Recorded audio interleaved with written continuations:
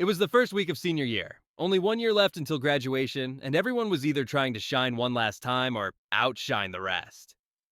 I'm Oliver, and this year I wanted just one thing: silence. No more gossip, no more fake friendships, no more pointless drama. But there was one person who wouldn't even give me that much: Steve. Steve, my childhood friend. We grew up in the same neighborhood, shared the same desk, even dreamed the same dreams. But people change as they grow up, and some wait for the right moment to destroy you. It all started on a Friday morning when everything seemed fine.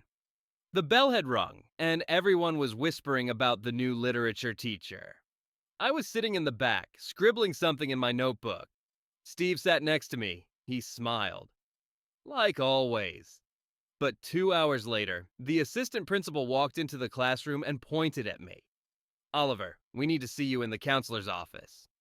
All eyes were on me. My steps got heavier as I walked down the hallway.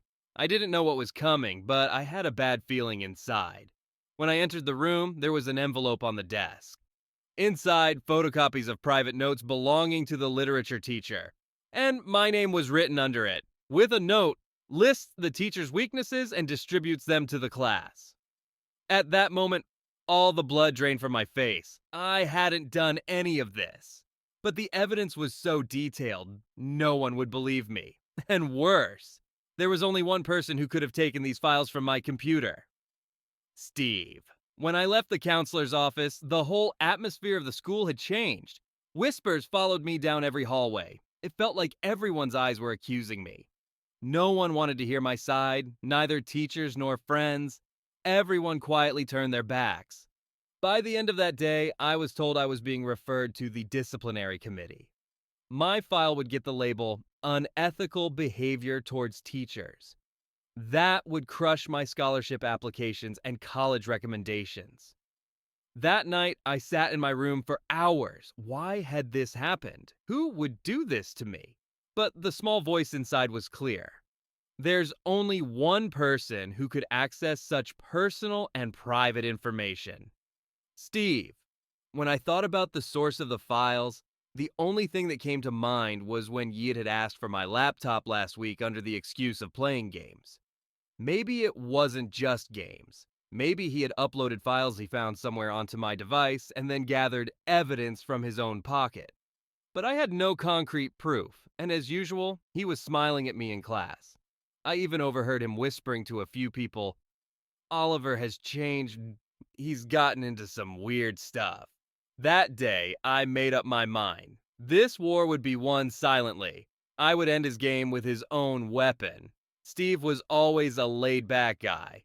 But those who are too laid back usually feel the need to control. I was going to use his need for control against him.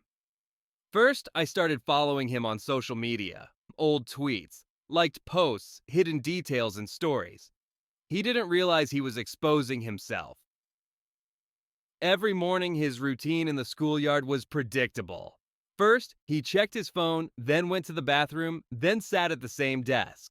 Before I started my plan, I had to watch every move. For a whole week, I did nothing, just observed, until the day came. Steve's biggest weakness: the need for approval.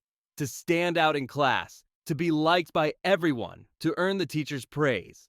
And most importantly, to look powerful by putting others down. One day, I was chatting with an office worker who was going through files in the counselor's office. I slipped in a casual question. "Last semester, your computer broke. Who fixed it?" Without hesitation, she said, "Steve brought in a technician." That was it. He had access to the computers, and he had earned people's trust. This wasn't just slander. It was a premeditated sabotage. That night, I made my decision. I would make him feel safe, then expose everything. The next week, a teacher was looking for volunteers for a project in class. Nobody raised their hand. I did. Then I turned to Steve. "Can I work with you? We'd make a good team." He looked surprised, arrogant enough to think I'd forgiven him. Sure, man, the past is the past.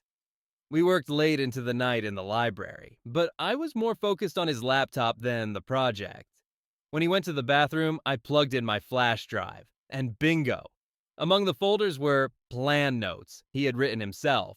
The titles were How to Neutralize Oliver, Teacher's Weaknesses List, Strategy to Change Class Dynamics. I copied the files, but I didn't expose them right away. It wasn't time yet. Those days, I started spending more time with Steve. We acted like we had made peace, joked around, and made plans together. One day, he said to me, "I don't want to lose a friend like you. I've forgotten about those rumors." I smiled. "Me too," I said. But that night, I analyzed the files. Steve hadn't only slander said me. He had targeted other friends too. One was accused of theft, another of cheating on exams. At the core was his desire to climb up, and now I had real evidence. One morning, an announcement was made in class. Student council elections will be held this term. Steve immediately put himself forward. He gave a short speech. "I will treat everyone equally. I will be fair. I will support my friends." At that moment, I made my decision. I wanted him to fall on his own stage, with his own words. Election day came. I turned Steve's notes from the project into a PowerPoint presentation. There was only one title: Steve's Diary. At the end of our project presentation, the teacher asked, "Anything you want to add?" I stood up. "Yes, ma'am," I said, and plugged in the flash drive. The projector showed these lines: "Oliver is too popular. I need to bring him down." I learned the teacher's private weaknesses. Character assassination is necessary to become council president. The class went silent. No one said a word. I turned around and added, "These notes are taken from Steve's diary. They were copied from his computer. A technical analysis can be done if needed." That evening, Steve left school in tears. The disciplinary committee gathered. All files and contents were reviewed. I was cleared. Not just me, all friends who were slandered were cleared. Steve's scholarship applications were canceled. He was banned from the council. The school administration recommended he receive psychological counseling. But what satisfied me most was the helplessness in his eyes. Because I never shouted or fought, I just planned. And let him collapse with his own words. Revenge isn't always loud. Sometimes the strongest revenge is waiting silently.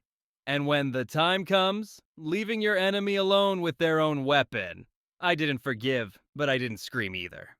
I just watched, and he destroyed himself from within.